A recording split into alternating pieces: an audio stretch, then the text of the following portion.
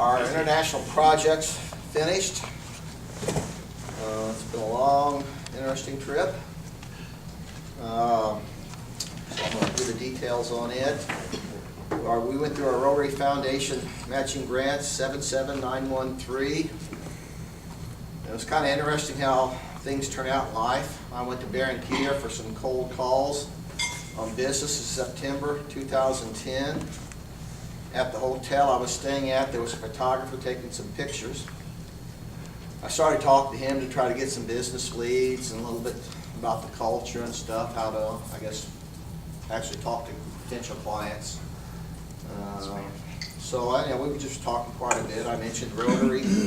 He told me there was 3 clubs in Barranquilla, Colombia, and got to start talking about some international projects. And he mentioned a school. There was a volunteer school for the kids out in the Pueblo. Pueblo is basically out in the suburbs, way out. And it was an authorized school by the government. It was all volunteers. The kids there, if that school wasn't there, they wouldn't have any school at all. And he mentioned that the building was in pretty bad shape and was needing something for that, to get it fixed. So I went to the school, looked it over. It was in bad shape. And then I told her, I said, well, maybe we can make an international Rotary project out of it if I can hook up with a Rotary club here in Barranquilla. There's a picture of the school. Basically, they got little walkways running perpendicular to the street, and all the houses are right next to each other. And this is a converted house off of that. It was part of the school. It was certified as a school. Probably 30 feet deep. And as you can see, there's a little bit of disrepair there. Okay. The next day, went searching for try to find some of the Rotary clubs in Barranquilla. Went to one. It was at a real nice country club where they had their meeting. I had my translator with me. Couldn't get past the guard. Talk. They weren't letting us in. So, okay, gave up on that one. Tried to find another one where the locale was, had an address, nothing there. So here come the third one, later in the day. It was at kind of like a health club called something familiar. Anyhow, we got the date when there was meeting from the guard, which is the next day. Went in, just showed up the meeting cold, introduced myself, told them what I was thinking about doing, and they was all for it. So I said, well, we exchanged information, our club, their club contacts, and what was wanting to do. They said they was going to get an architect and an engineer together to go out, evaluate the school building, and get some estimates, which they did.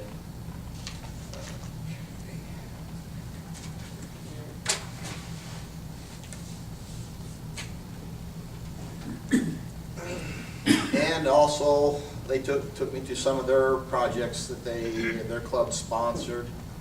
There was like the Cryolab Foundation was one. It was inside what they call it, the hospital, the Niños de Jesus, which is the Children of Jesus. It was located in there. It was interesting. At least they was actually having a meeting for some of the parents just wanting to have some of their children's cleft palate operated on. Mothers are crying, pushing babies. They come up to me and pushing some of the babies in the arms and stuff because they knew that soon the baby might starve to death because they couldn't eat. They had no teeth. It was just strictly a liquid diet. So when you get older, it's hard on the health, and they can't communicate. They can't talk. Then we went there. They had also a drug rehab facility for girls ages 12 to 18. Basically, it was like a jail.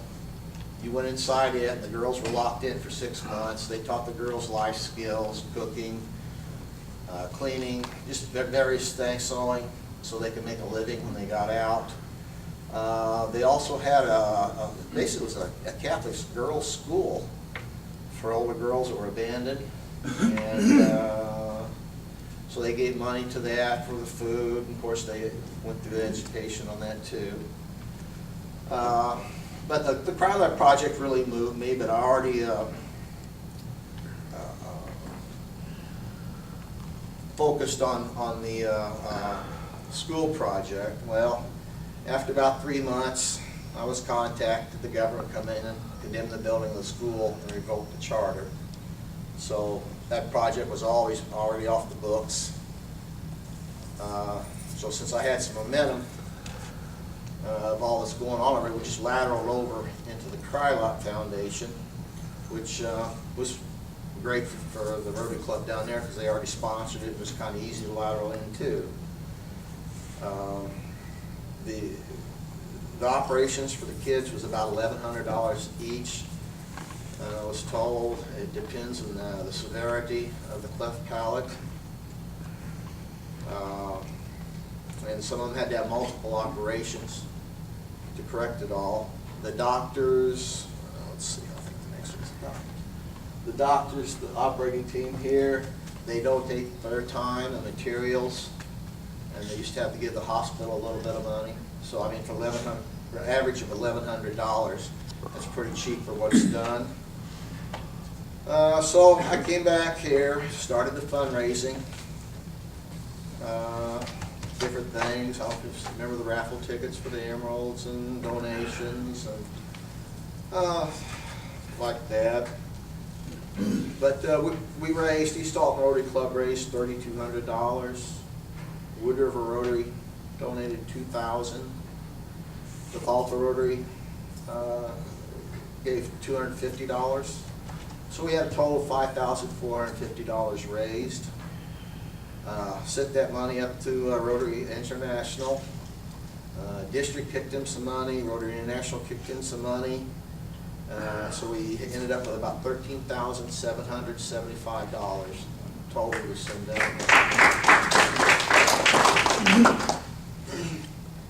And then the waiting began. After we got the money down there, the Rotary Club in Kia gave it out in increments per month.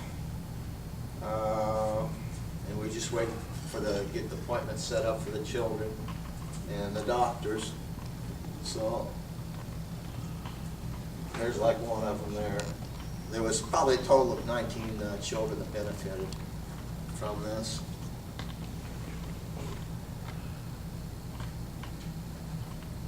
And in the foundation, they had a chart on the wall. They different levels of severity of the cleft palate. And I guess when they evaluated, they said, well, yours is a number 3, yours is a number 8. But there was probably about 16 different levels. It kind of surprised me. It was interesting.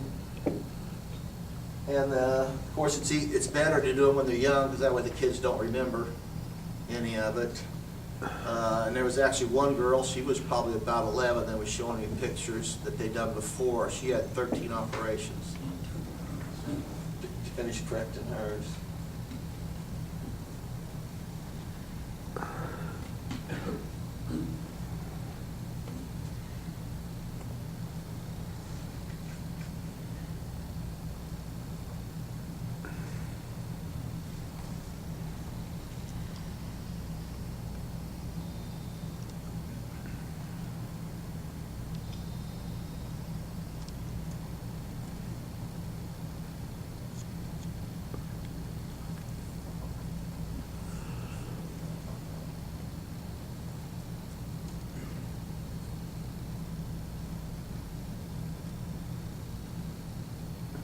But like I said, it took about a year to do all the operations, disperse the money.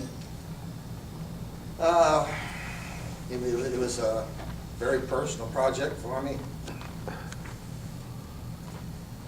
And I was kind of proud to be part of the Rotary International, to do something like this. And I'd like to, list the names of some people that helped along the way. Harry Barger, he was president then, he did a lot of signing. Rick Hooks helped with the web page. Lori helped with some paperwork. Mark Vaughn wrote the checks. And of course, we had Leonard Berg at Wood River Club. He's kind of, I think, spearheaded at Wood River Club and did it at the district for me because he was out there pushing some of the raffle tickets. Pat Devning helped with president of Wood River Club. Austin Opp of Bethalto, Scott Levin of Wood River Club. David Parsons helped quite a bit, a meeting with him at district.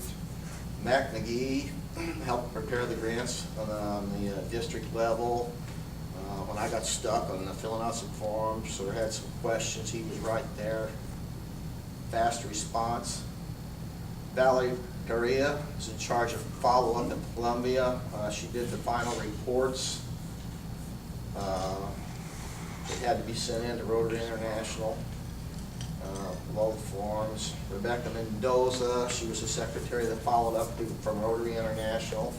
Of course, she talked Spanish fluently, so she called and talked with him and wrote with him a lot down in Columbia. Marvin Ducu and Eva Spina was my contacts in the Columbian Club. They took time out even during the day and even the evenings to have correspondence with me if we got hung up on something on their end.